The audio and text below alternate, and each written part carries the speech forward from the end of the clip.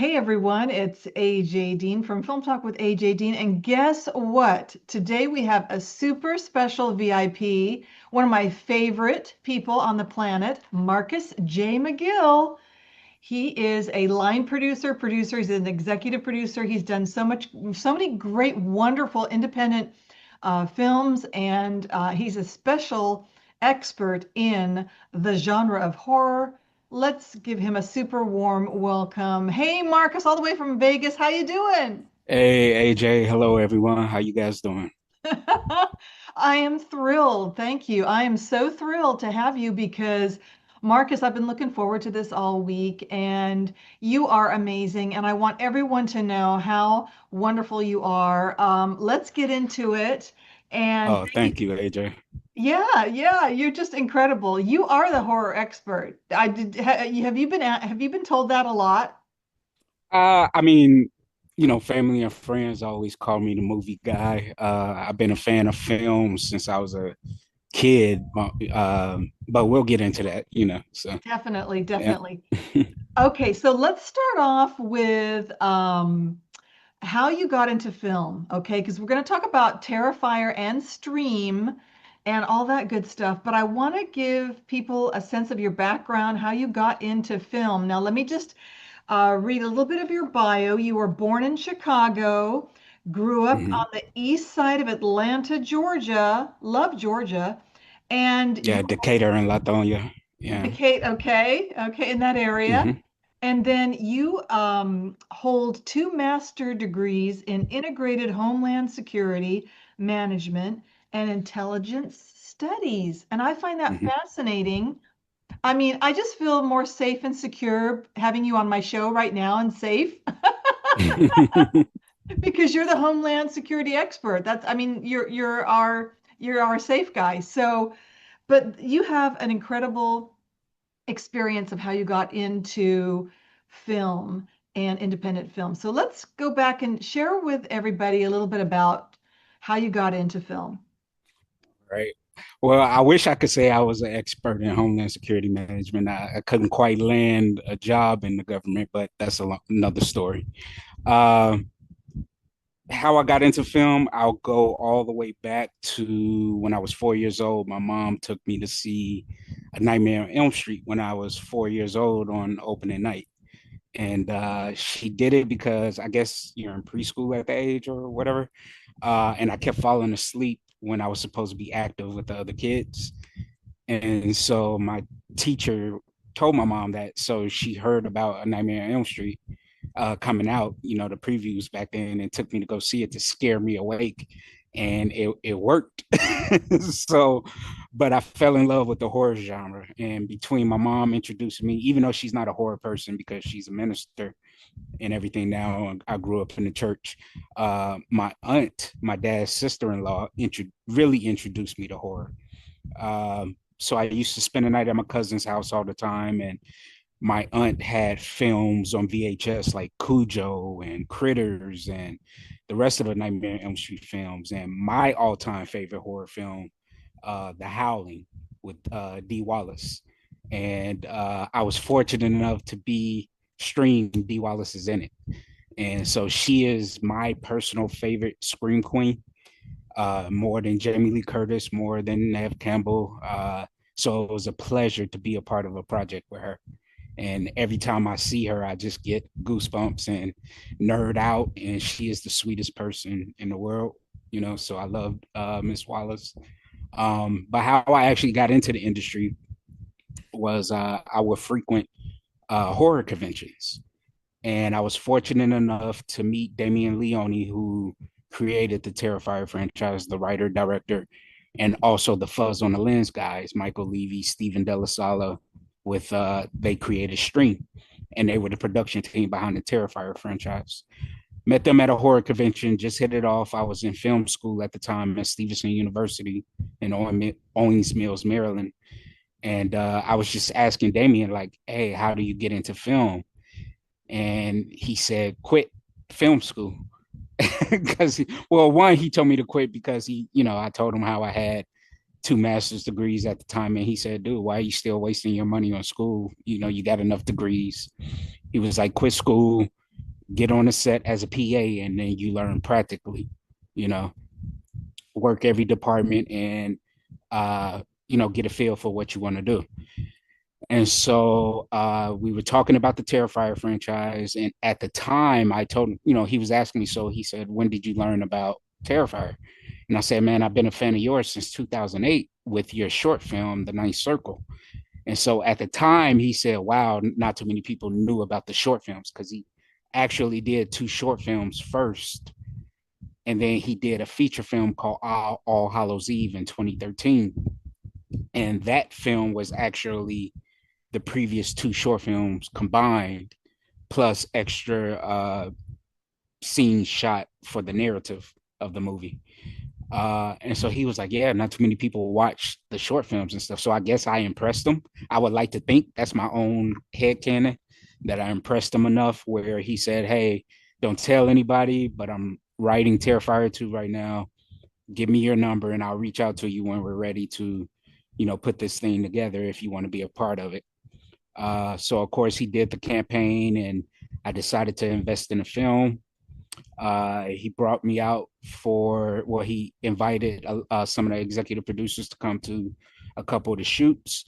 And so I was fortunate to be a part of the Halloween party scene where you see Lauren Lavera, the star of the movie who plays Sienna. She sees the little pale girl for the first time and freaks out. I'm standing behind her in a rain poncho and a messed up jack-o'-lantern mask, hockey mask. And it was awesome to be a part of the scene, but I cared more about learning the different departments of the set. And I shadowed the producer, Phil Falcone, who is an amazing producer. If you nobody has heard of him yet, Phil is awesome. He was a Wall Street guy in New York and decided to jump into film. And he is a great, well, he's on his way to being a great producer. Like Phil is just a no nonsense, hardworking producer. Like he got his hands dirty with helping Damien with the special effects. And Phil is awesome, man. He's great. I can't credit him enough with the work that he does. So that was my entry into getting into film was just asking Damien and Phil, like, hey, I would rather follow you guys and learn all the positions than be in front of the camera. Like that was cool and all, but I just wanted to learn producing. So, Wow. yeah, I was attached to Phil's hip the entire shoot for that. So This is so fascinating, and what a once in a lifetime opportunity. You made that, you created that opportunity for yourself. I'm so thrilled for you by meeting them and connecting with them and networking. And then this incredible opportunity comes up. You get to work with Dee Wallace on Stream. Love her and loved her in ET too, by the way, right? We have to mm-hmm, mention that as mm-hmm. well. Yeah, E.T., Cujo, Critters, countless films. Like D is a, she doesn't get the credit that she does. What she gets the credit amongst peers, but as far as fans, she does not get the credit that she deserves as being an icon, in the Yes, industry. yes. Yeah.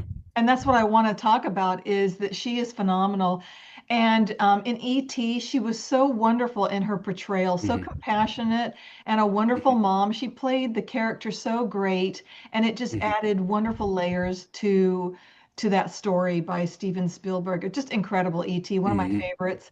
And so we love Dee Wallace, and that's a supreme professional, isn't it, Marcus, who's able to, like Dee, who's able to do multiple different characters and still deliver that high mm-hmm. quality performance each time and each different character. Yeah, so Dee Wallace, man, she's such a phenomenal actress and such a professional. It was awesome to see her pick up a villainous role in like The Lords of Salem, where she plays a witch. I mean, it was just awesome, and you wouldn't expect her to play a villain, but she played the role so well. And then also in the trilogy, Rob Zombie created a trilogy in House of a Thousand Corpses and The Devil's Rejects, but the third film was Three from Hell, where Dee Wallace played a villainous, ruthless prison guard. And that role, I was just like, wow, like it was just awesome to see her play such a heinous character, and you wouldn't expect that of her because she's so sweet, but she was awesome in that role. Just to see her play that role, and then the fact that you wanted her to get her get back, like just to see her get taken out and everything. Like you wanted that because you hated her in that role. But That's the I feel like character. when people, Yeah. right, like I feel like when people play characters that you hate, I'm like, oh, they did their job as an actor, that they Yes. really, embodied that character where they're just doing their job, so well, Right. They're and very convincing, aren't they? correct, correct. Yeah. And she is wonderful. She's a consummate professional. What role did she play in Stream? Marcus, can you tell us about that?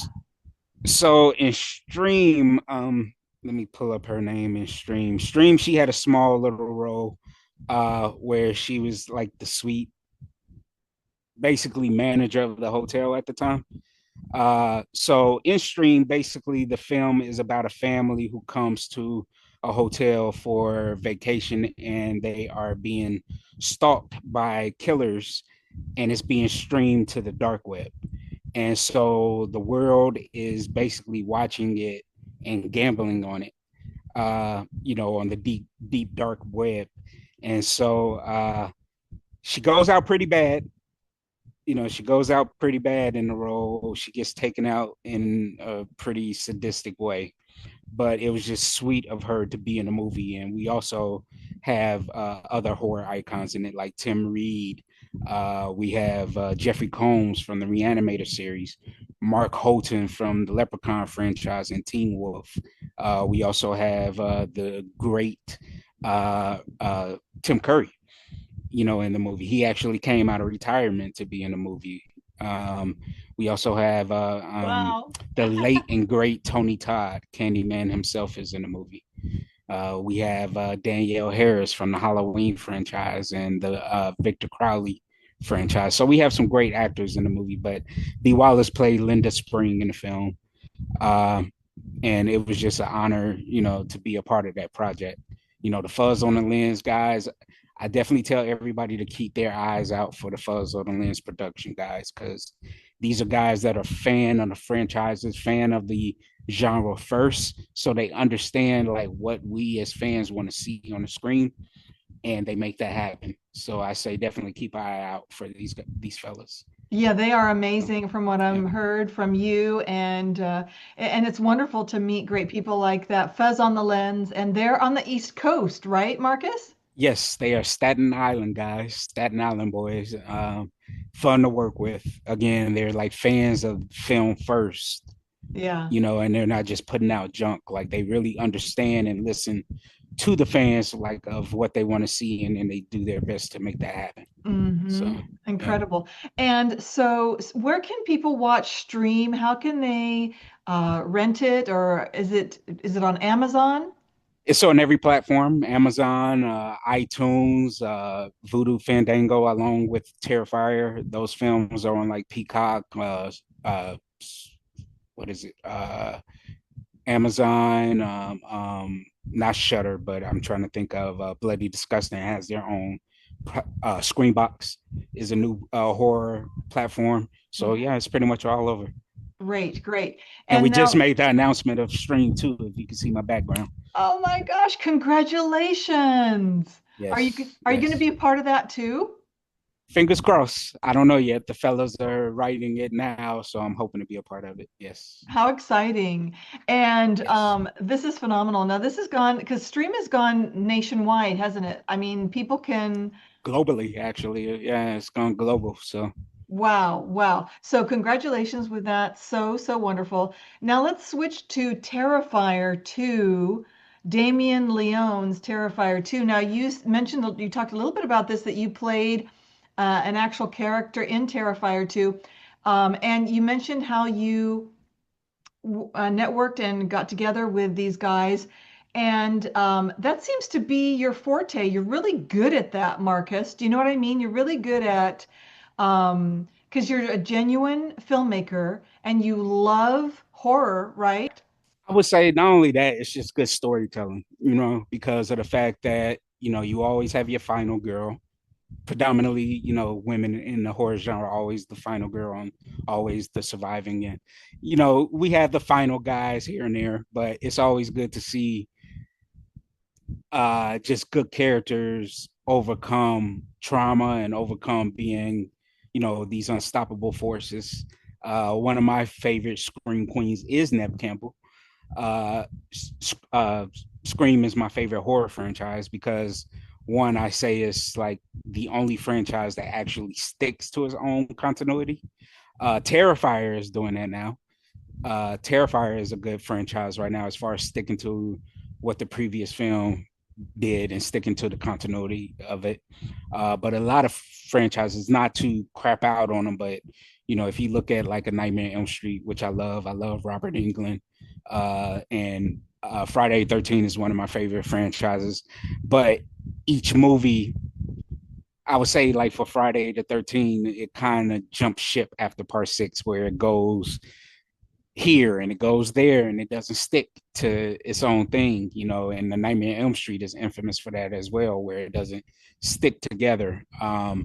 So I'm grateful for franchises like Stream and Terrifier right now, where it's its own universe. And The Conjuring, same thing, even though there's a select few films in the Conjuring universe that I like. Like I love the first two films and I love Annabelle Creation. They're the strongest of the franchise in comparison to some of the other films, but even that franchise sticks to its own continuity. So I'm grateful for franchises like that that does that, rather than the ones like like my buddies and I, we have a podcast too, Nerd Box, and we kind of butchered the Halloween franchise because the Halloween franchise has so many timelines and it's like a choose your own adventure book, if you remember those books back in the day. So yeah, that's where I stand with it. Absolutely. And franchising is where it's at. Like, for instance, the Universal Studios Monsters, huge franchise opportunity there, right? With all Mm-hmm. of the, Frankenstein and Mm-hmm. all of that, the Bride of Dracula. Frankenstein, right? The Bride Yeah. of Frankenstein and everything. All of that is so, so great to have attached to a movie. And that's really where it's at in today's independent as well as the studio films of Mm-hmm. in their traditional way that they did. I did want to ask you, how hard is it or how easy is it, in your journey, Marcus, of bringing independent horror to mainstream audiences? Tell us about your journey. How hard is it? How easy is it um, to get an independent film to mainstream audiences? Is the franchises part of it, behind it, or is it more than that? Is it the storytelling, the directing, the actors? I would say,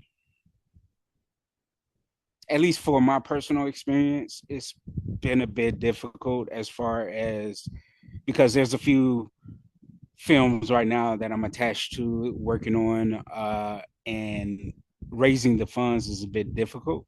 And even though I'm a part of two, uh, great films that have been global hits, and not to toot our own horn, but Terrifier 2, we did on a budget of 250,000 and it grossed 16 million uh, globally, which is like at the time, with it being a pandemic film, was amazing. And then even though I wasn't a part of Terrifier 3, that had a 2 million dollar budget, and I think it grossed over 100 million, I think, Wow. globally. Wow. But the studios, Cinedigm, Cineverse, Bloody Disgusting, they saw the success of Terrifier 2 and they were like, hey, we went in and they took over Terrifier 3, which was awesome. So I'm glad that Terrifier itself is just doing what it's doing. Because I felt like Terrifier 2, what it did, it kind of opened the door because I think we were the first film to be released unrated in like over a decade, if I'm not mistaken. Don't quote me on that. I'm not sure, but I think we were. Like the MPAA took a gamble on us and it paid off. So now more and more horror films are getting released unrated. Like Toxic Avenger, even though that was a fun, quirky film, it got released unrated in the theater, and before you couldn't do that because films would get the title NC-17 or something like that attached to it, but now more the industry is like, yeah, let them have fun, let them do that because it's successful. Horror is successful. You could make it cheap and gross big numbers in the box office. But I would say, for my personal experience, I haven't quite made a name for myself yet to be like, hey, this person is producing. Yeah, let's throw this money behind it. I'm working my way to get there. But folks like Damien Leone and Phil, they struck magic in the bottle with Terrifier. Art the Clown is a new icon right now. So it's like I am extremely grateful to be a part of that family, Yes. a part of the Terrifier and Stream family. Like I'm eternally grateful to be a part of it. And I just pray and hope that Terrifier 4, when it comes out next year, it'll be a huge success. Me And too. I'm excited to see what Damien does after Terrifier is over. And I'm Mhm. hoping to be a part of any of his projects after that. I hope so So too. Yeah. I would say, to answer your question, for a lot of independent filmmakers, it's a bit difficult. But when you have studios and companies like A24 and Neon and even Blumhouse, when you're able to attach certain actors and certain crew members like DPs and stuff, it's a little bit easier to get the money to make those films. So I'm hoping to get to that point where, like, hey, I could attach some known talent. Like, there's a project that I'm a part of now that, we're reaching out to some known talent to direct and star in that. Hopefully that'll allow us to get the funding for the project. So Definitely, definitely. And it's amazing. In fact, I just want to reflect on your background. I love, mhm, and it's got the number two in the word stream. Isn't that mhm, cool, Marcus? yeah. And so that's coming up. So everybody look out and watch out for that. And then circling back to, yeah. Not only that, we are actually currently working on a board game called Stream the Player's Cut. So we will be launching the campaign soon. But if you go to GameFound and look up Stream, you can start following the campaign and you'll get the announcements for the game. But yeah, we're making a board game where it immerses you into the film, and you could play as the players, which are the killers, if I could say that, or the unalivers, being that this is going social media, where you're stalking and hunting hotel guests, and Oh, also it'll be actual collector's item for people, because the game pieces will have like certain artwork, and the cars will have certain artwork and everything. So definitely keep your eye wow. out for that. Stream the Player's Cut. Yes, wow. A lot of franchise. There's an example right there of a great franchise business, and I hope that takes off. That sounds so interesting. So check that out, everyone. Mm-hmm. And I wanted to circle back to Terrifier 2 and Art the Clown. Art the Clown is even a costume at in the Halloween stores. Have you noticed that? There's a whole Yeah, it's all over Spirit Halloween, and recently they just, what is it, Universal Halloween Horror Nights, just created a haunted house down there. They just had the premiere for that down there in Florida. If you guys haven't gone to that, and I think it's like two versions, where you have a regular version and you have the Gore Fest version. So yeah, I'm excited that Terrifier is doing what it's doing, and that people all over the world love art. Uh, and even though art is great, my personal favorite character of Terrifier is my friend Samantha Scafidi, who plays Victoria. Victoria was a victim in the first movie, and now she's becoming an icon herself. She's the character with the messed up face.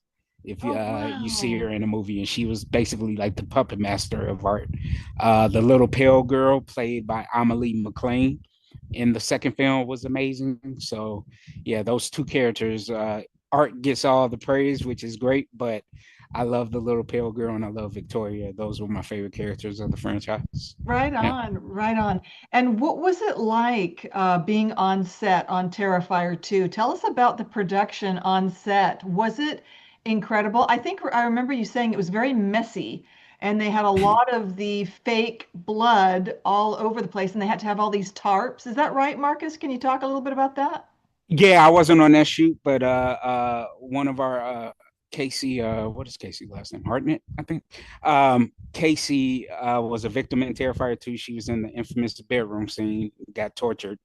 And that scene, was funny about that scene, I think originally the scene was shot for 3 days, and then they got the call to halt production because of the pandemic at the time.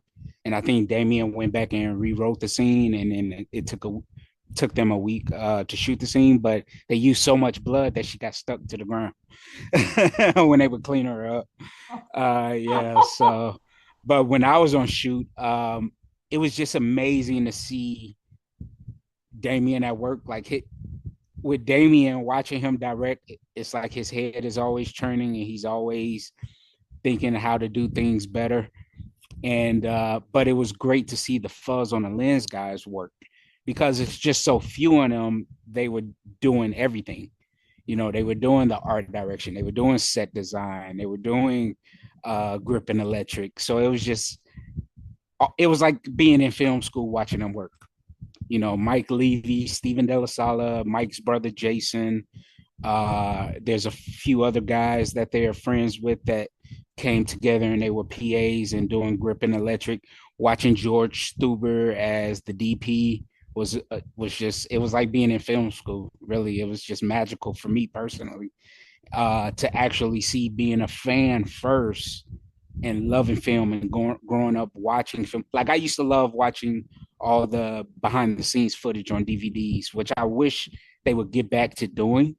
I don't know why they don't do BTS anymore on DVDs, but I miss those days of watching like the BTS and seeing what it takes to make, the movie happen. So being on set and watching those guys work, I was just in awe. Like I was just sitting there like, wow. But at the same time, I was asking them, what do you need for me to do? What can I do? So they were teaching me things. So I learned a lot on set from the fuzz on the lens guys. And even with Stream, um, I was in the hospital for COVID with 2 months. Like it nearly wiped me out. But when I was able to, get up and walk again, and I went immediately to set in Gettysburg to get to set for Stream, and just watching those guys work again, it was just masterful. Even though they didn't allow me to do anything, they were like, "Man, just rest, chill out." They took care of me on set. Like Felissa Rose, who starred in it, she's most known for Sleepaway Camp. I became good friends with her, and though everybody looked after me when I was on set when I got out of the hospital with COVID. So again, I'm eternally grateful to that whole crew. Daniel Oh, Roebuck, Daniel Roebuck, who played Daniel Grandpa Roebuck. Munster, yeah, who played Grandpa Munster in Rob Zombie's The Munsters. He was great to be around, and he looked after me. So yeah, for me being in this industry, I'm just like a little kid in a candy store that all these people who I grew up watching and admiring, I formed bonds with now, you know. Isn't So it I'm just grateful to, wonderful? yeah, I'm just grateful to be here and Yeah. be a part of it. So I love it. I love it all, Marcus. I'm so happy for you and I love it. How many days were you on set for Terrifier 2? actually, I can't remember. I honestly can't answer that because I think I went to, what Was was it it? That like one shoe? a week or No, 2 weeks? no, I wasn't that. Well, yeah. I would say about a week for the Halloween party scene, if I'm not mistaken. That was like a week and long hours for that one. Yeah, Like 16-hour days? a couple of days we had 16-hour days. Yeah, Wow. Really? yeah, because the location that we were at was a goth club. I'm not like an alternative club in Newark, New Jersey. And everything that you could think could go wrong on set went wrong a couple of times, where we didn't have, sometimes like the heat went out and we filmed in the winter, like November, I think. And it was freezing cold, but we made it work. We made it work. Wow. That was my next question. I was just gonna ask you, what creative challenges with a $250,000 budget for Terrifier 2, what creative challenges behind producing did you have on those successful films on such a tight budget? You mentioned the heating. What other things, what other challenges that came up that you guys got together and fixed? Well, Damien is special effects guy first before he's like a writer director. So Sienna's Valkyrie costume, you can see it in the poster. She had this awesome Valkyrie costume, and it kept falling apart. So so they were like duct tape was like their best friend on set when it came to her costume. But they just watching them make it work. Like I didn't have hands-on experience. Again, I was like a newbie to it, so just watching them work. Even her husband was on set helping with the costume.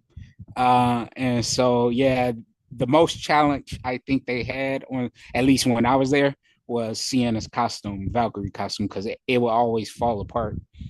And so, just watching them make it work was awesome, you know. And like, if when you watch the movie, you can't tell with her costume, but yeah, they really had extreme challenges with her costume. Duct tape to the rescue. Yeah. I've heard that a couple times. It's very handy for costumes or very resourceful. Okay, what does it take, Marcus, to stand out in today's competitive horror film industry? What do you need? You touched on a little bit of you need actors, you need good actors, good directors and producers. You need a top-notch production team. Talk to us about the story. Does it have to be fast-moving, smart? Take it away. I would say to stand out, be original. You know, having an original story nowadays is what counts and what a lot of fans want.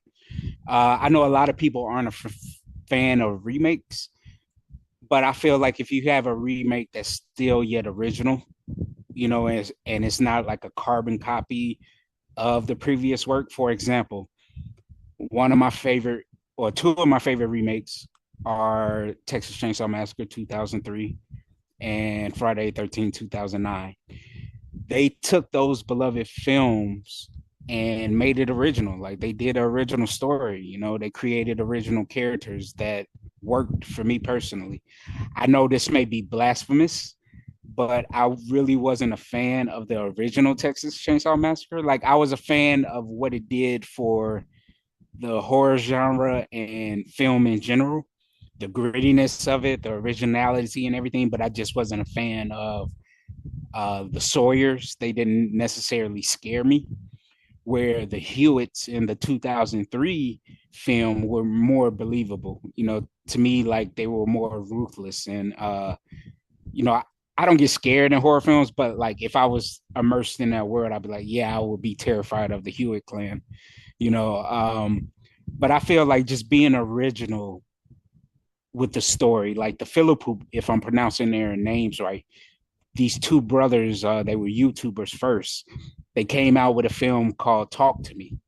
Talk to Me was a phenomenal film. I mean, it was just amazing from beginning to end. So having that original story where like to this day, thinking about Talk to Me, I like get goosebumps because even though it didn't scare me, it made me feel uncomfortable, you know, watching it. And I'm like, wow, this movie, this story was just amazing. And even their follow up, it's not connected to Talk to Me, but they did a film this year called Bring Her Back. And Bring Her Back is just like, it just makes you leave the theater like, what did I just watch? In a good way. Like, you're like, what did I just watch? And it was so original and so unnerving.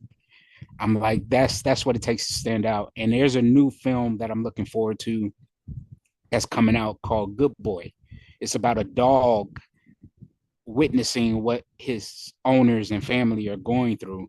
And the director gave the spoiler that the dog is will be okay by the end of the film, which is a good thing. Because I hate watching movies where animals get taken out, you know, or kids get taken out. So it's good to know that the dog is going to be okay with this movie. But watching the trailer, it's already giving me goosebumps like, oh, this movie is really going to make me feel uncomfortable because of the fact that the dog is the main character. So it's like you're watching a movie through the dog's perspective, Right. and nobody has ever done that. So it's like when you do films like that, that's for me personally, that's what stands out. It's just having original stories that, yeah, I'm just looking forward to. Interesting, very unique, very original. So Mm-hmm. that's wonderful. Thank you, Marcus, for sharing that. So What's next for you? Can you share some insights on your upcoming projects, those that you're allowed to talk about? What are you Mhm. excited about? Man, I'm attached to many projects right now that I'm just hoping to get moved forward. It's a bit difficult, but I am one project that I can talk about.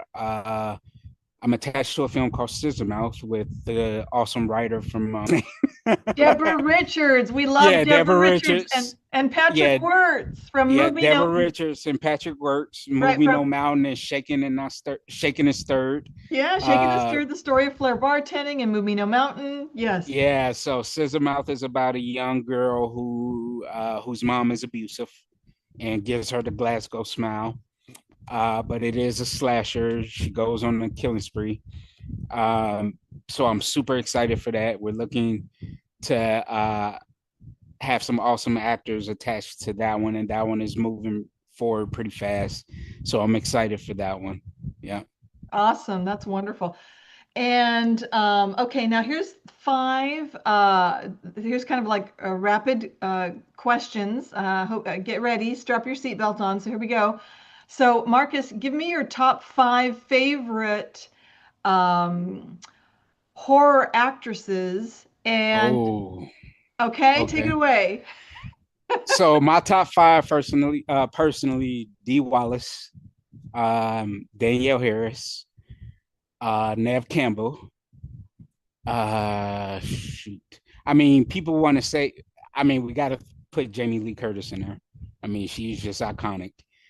And okay, so my number five is Adrienne Barbeau. If you guys have not seen her, I mean, she usually plays iconic horror villains. I mean, not horror villains, but in horror films, and of course, Escape from New York. But if you want to, she's another sweet actress that played a villainous character, of course, in Creep Show. But if you really want to see her play a wretched character, check out her episode in Sons of Anarchy. She plays Walton Goggins' mom in that, and her episode is you hate her so much that you're excited to see what happens to her. Like you really want to see her go, and she Jax, played by Charlie Hunnam, like you just see the pain in his face when he takes her out. Like she plays such a wretched character in that episode. Like, but that's just a testament to how good of an actress she is. Yeah. Yeah, So amazing, amazing. And I know this might be hard, but your top five, I don't know if this is even fair to ask you, Marcus, your top five favorite horror movies of all time. well, The Howling is number one. The Howling is number one with Dee Wallace. I love werewolf films, and that's the first film that got me into werewolf lore and loving werewolf films. Hopefully, one day I get to work on a werewolf film. Fingers crossed. Actually, we have one on our slate, and I'm hoping that we can move that one forward. So, The Howling, The Thing, John Carpenter's The Thing. Um, Ooh, top five horror. Scream. Scream 2 is my personal favorite horror film because of the fact, if I may, I have a little story about Scream 2. Scream 2 is in my list because of the fact that they filmed at an all-girl college named Agnes Scott College in Decatur, Georgia, where I grew up. And we used to sneak on that campus to talk to girls all the time. And so one weekend we snuck on the campus, they were filming, and I had the pleasure of actually meeting a lot of the cast. They probably it's funny because when I met Neve Campbell and Jamie Kennedy, of course they didn't fully remember it, but yeah, it was just a pleasure to actually meet those folks. Timothy Oliphant was there, Jamie Kennedy. So who else? David Arquette, his father. So I got to meet a lot of them. Rebecca Gayhart, and so I got to meet a lot of them. Unfortunately, I didn't get to meet Wes Craven, which is one of my biggest regrets that I didn't get to meet him before he passed. But Scream 2 is one of my favorites. So what is that, three? Um, I would say Halloween 2 is my favorite of the franchise. Dick Warlock is my favorite Michael Myers. I just love the claustrophobia feeling. Like that movie gets a lot of people didn't like that movie, But I personally love it because of the claustrophobic feeling of the hospital. And it was just some good acting from Dick Warlock as Michael Myers, and of course the late and great Donald Pleasance, in that movie. So that's four. My number five would be, who? This one is a hard one. I would say Christine. Christine is one of my Oh, favorites. yes. Oh, I remember Yeah, that. Christine is one of my favorites, man. It was just something about that car and the fact that it took on human traits. Oh, yeah. It was so You know, spooky, wasn't yeah, it was just creepy that a it? Creepy. car would be like a jealous girlfriend, jealous ex-girlfriend. Like, it was just Crazy. creepy. Like it was jealous of, the female lead in that movie and jealous of anybody getting close to him. Like they just had that weird obsession with each other. Like it was Uh-huh. just weird, man. But Christine was done so well. So yeah, those are my top five horror films. Wonderful, wonderful. Thank you, Marcus, for that. Now, that is so great to talk about, and I loved all of those. And I have another rapid question. The final one is, who have you met in your life that has changed it? Who has changed your life just completely, impacted your life in a wonderful blessing in a beautiful way? I Changed. would Yeah, go ahead. That would have to be the late and great Tony Todd. Um, Tony I Todd. get, I just get choked up, just thinking about him. And I was fortunate enough to get to know his sister and her family, Monique Dupree. She's an amazing human being, and just the relationship that they had, and the respect that Tony had for her. Like Monique Dupree is an amazing person, and her husband Saint is an amazing person, and all their kids. I was fortunate to get to know them. But Tony, man, was just a game changer in the industry. He did so much in and outside of horror.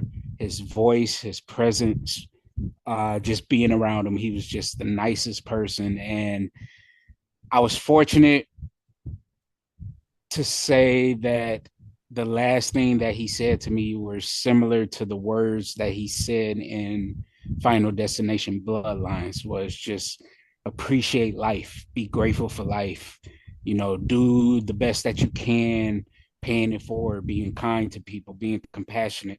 And Right. those were pretty much the last words I remember him Oh, saying to me. And then when I saw Final Destination Bloodlines, it hit me harder than most because even though it was like necessarily like the director allow him to say what he want in the scene mm-hmm, mm-hmm. as Bloodworth, uh for me it was similar to what the last thing that he said to me when I was around him, Oh, how and it kind beautiful. of hit home. So I broke down crying and crying like a baby when I saw that scene.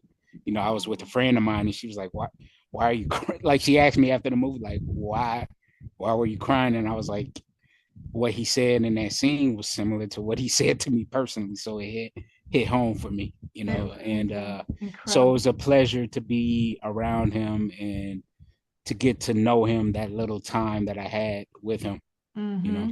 Yeah, Yeah, he was in. This is such an incredible thing that he shared that with you and touched your heart, yeah. Marcus. What a nice man. And he was in The Candyman, Hmm. 1992. He was in The Rock with Hmm. Nicolas Cage and Sean Connery. Incredible. In 1996, he was in The Crow in With Brandon Lee. 1994. Yeah.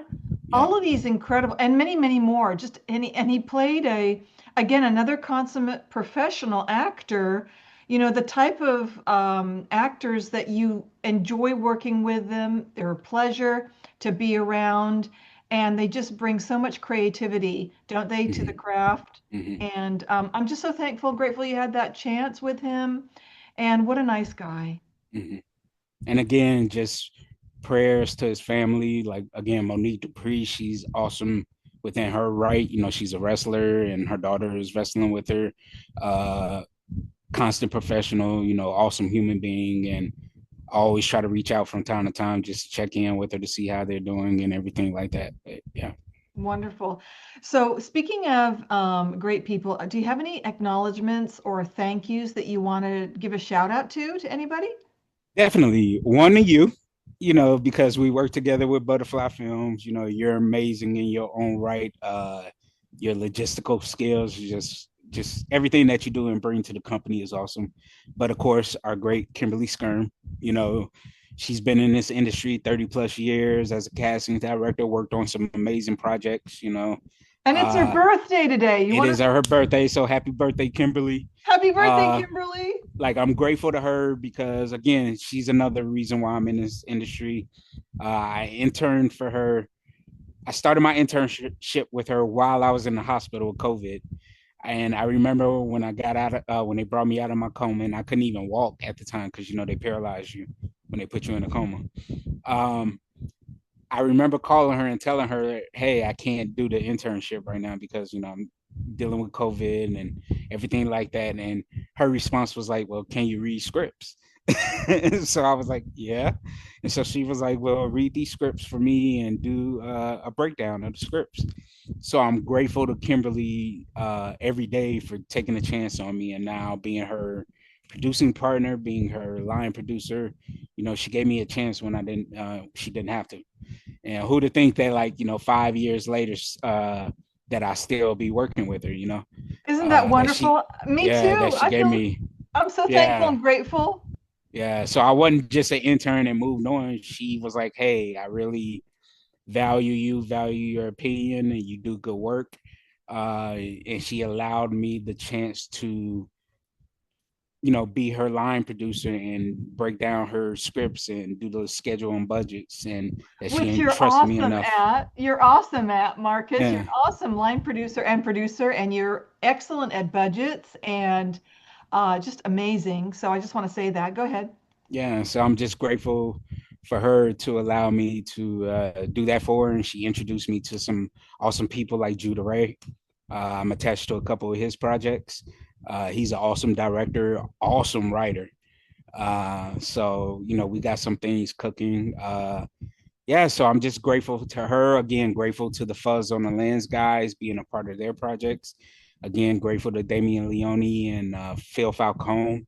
Again, Phil is just awesome, man.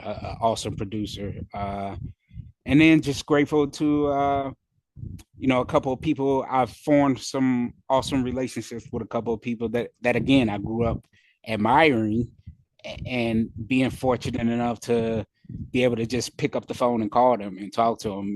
There's a few people in the industry that I'm grateful for that I formed those relationships with. Like Felissa Rose is one of those people. She's like a big sister to me. Dave Sheridan, from known for Scary Movie, but he was an actor, writer long before that a lot of people didn't know that he was an awesome writer. But just fortunate to know some of these people, so yeah. Definitely, definitely. And Marcus, we're going to have to start wrapping the show up soon, but I have a couple more questions. Um, is there anything you want to promote, or are Oh we good? yeah, again, yeah, promoting again the board game, stream the board game, the players cut. We have a project with Butterfly Films. Now what? So hopefully, that starts taking traction in the festivals and could get picked up as an awesome series.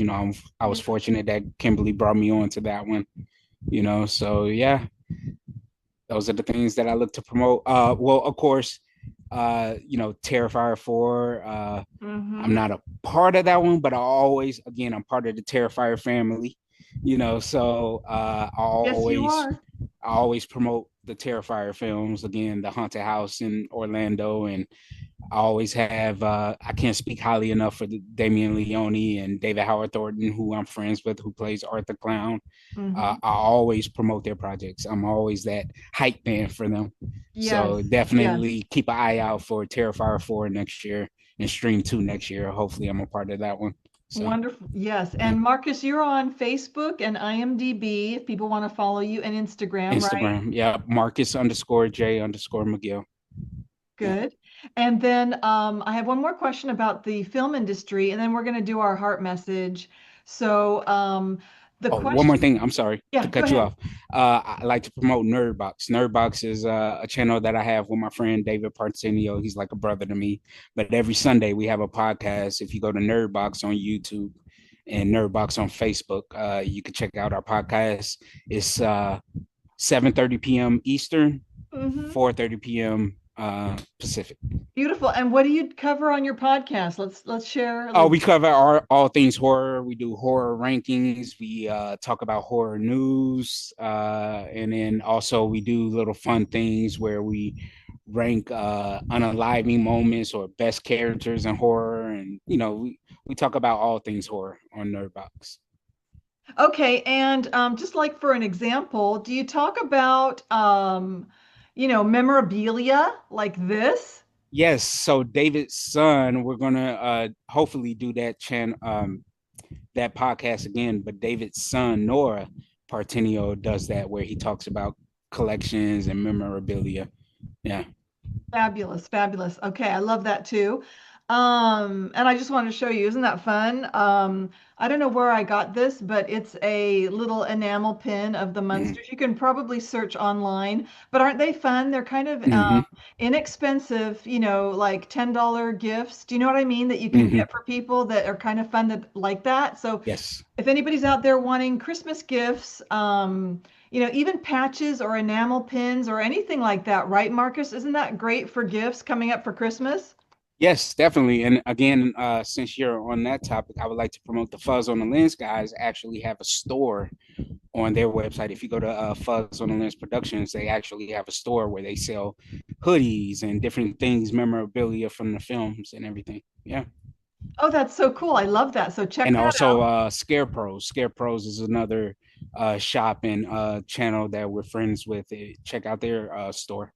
Yes, and I Mhm. hope you don't mind me mentioning, I did mention Lily, so Lily Munster. So I'm going to say themunsters.com. That's Butch Patrick's store if Mhm. you're interested in. I'm not sure if he has this exact one, but he has wonderful patches and pins on there as well. So check that out. Butch Patrick's themunsters.com for your shopping Christmas gifts. Okay.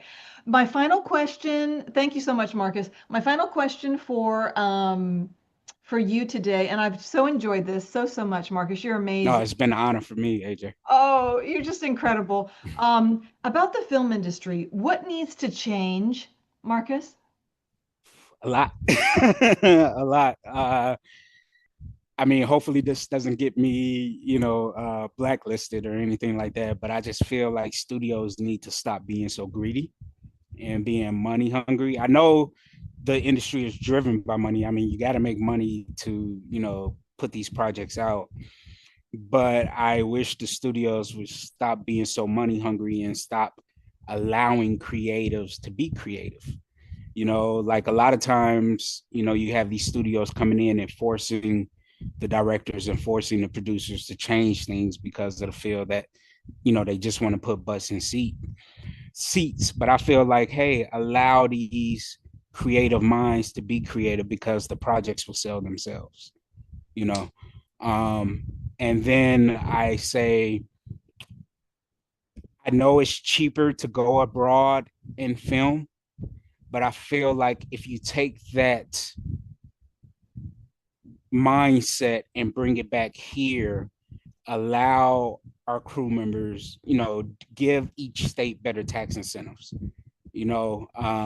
stop taking these projects and moving abroad and stealing jobs from these awesome, crew members, these awesome DPs, these awesome grips, best boys, special effects artists, keep the work here, give each state better tax incentives and allow our crew members to do what they do best, and stop taking food from the table and keep the projects here in the States and give better incentives here rather than taking it abroad because I feel that's unfair to the industry here. You got some amazing filmmakers here. Keep the work here. So yeah, that's all I I ask. I That's second what that. needs to change. I Yeah. second that motion. And how about genre in the film industry? What do we need to see more of? We need Well, I will be biased, being that horror is my passion. Of course, we work on other projects like we have Christmas films and everything like that. That I'm, I'm, I'm finally glad that I'm making projects that my mom and my grandmother could watch because they always ask, they were like, when are you going to make a movie that we could watch? So I'm glad that I'm doing that now and doing a couple of Christmas films and a couple drama projects. But me personally being biased to horror, I want the industry to recognize us more. Like say, don't shun us as it has for decades. Like recognize us more. That we need to be recognized in the awards season more because you got some amazing talent, like special effects artists. Like Damien has done amazing special effects. I know a couple of special effects artists personally that when I see their work, I'm like, oh my god, like they're to the level of Rich Baker, who paved Yes. the way for special effects artists, and Stan Winston, who paved the way for special effects artists. I know a couple of artists now today that are young, that are my age and younger, and I'm like, they're to that level of Stan Winston and Rich Baker. Like, so they need to be recognized for their work. I know personal makeup artists in the industry now that they need to be recognized for their work. A couple of costume designers that I know that need to be recognized for their work. So I'm hoping the industry will recognize horror more, that we get noticed when it comes to the Oscars and the Golden Globes and everything like that. So That's I right. feel, yeah, we need the respect too because we're creatives too, Incredible. So yeah. Absolutely wonderful answer, Marcus. I agree with you 1000%. And we're talking about prosthetics and Mm-hmm. foam models for faces and casts and things like Mm-hmm. that are intricate and very specialized, aren't they? In Well, the even in DP, director of photography, George Stuber, who came from shooting music videos first and now doing the Terrifier films. George is awesome at what he does. And first I see that he Faith Emilo Johnson. So Faye, I always call her Faith. I don't know why, but Faye Emilo Johnson. He is an awesome, awesome first AC, and again making his directorial debut soon. So, incredible, and then incredible. even my friend yeah, so a buddy of mine, someone to like Jenna Cannell. Jenna Cannell is making her directorial debut, but Jenna Cannell is a stunt performer. She was the star of the first Terrifier 2016. She played Terror in that. And then she was also in Bad Boys 4. She was the hacker for the bad guys in Bad Boys 4. She also was in Red 1 with The Rock and Chris Evans, but she's making her directorial debut soon. But friends like that, man, I hope they gain the respect in the industry that they deserve because they're hard workers, they're awesome creatives, but people in the horror genre just need to be recognized more because again, we're creative artists too. We don't need to be shunned in the industry. I mean, sometimes I feel like they do better work than some of the Marvel films, so they need to be recognized for their talent as well. Definitely, definitely. Yes, Marcus, agreed. And I love all of that and what you said. And I've enjoyed this so very, very much. And so now I'm going to ask, this is my signature. I always do this. I ask for everybody's heart message of what their heart message for the world. What is yours? I just say be kind. Right now, we're in tough times. Right now, like with the assassination of Charlie Kirk, the state of politics. Right now, there's so much hate being shown and so much hate being put out there by certain groups of people. Where I'm like, hey, there's only one race that matters. We're all human. There's no color. There's only one race, the human race, and we all need to just be kind and love one another. We may not agree, on things when it comes to politics or everything like that. And I try to stay away from politics. I feel like all that matters is that we're all human, so we all just need to be kind to one another and love one another rather than preach hate just because we're a different color or a different ethnicity or, have different politics or different religions. Like we're all human. So hey, let's just love one another and put kindness out to the world and help those that are in need, help the homeless or help the poor. We just need to help one another and elevate one another and just love one another. That's the message I want to put out. Oh, that is beautiful. It's wonderful sentiment. It's what I carry in my heart as well. I'm the same as you, Marcus. I just loved it what you said. It's perfect and complete what you said. Thank you so much. And Marcus, thank you for your time today. And No, thank you, AJ. I You love you may, like a big sister to me. So I thank love you. you. I love you like a big, I'm sorry, a little brother. And thank you so much. It means so much to me talking to you Thank you. today. And I'm so thrilled to have this. So thanks again. And Marcus, best of luck with everything. Much love to you on all your projects. Blessings to you. And I know you're going to do great. Thank you. Thank you, AJ. Okay. Until we meet again, Marcus, bye for Of now. course. Love you. Love you. Bye.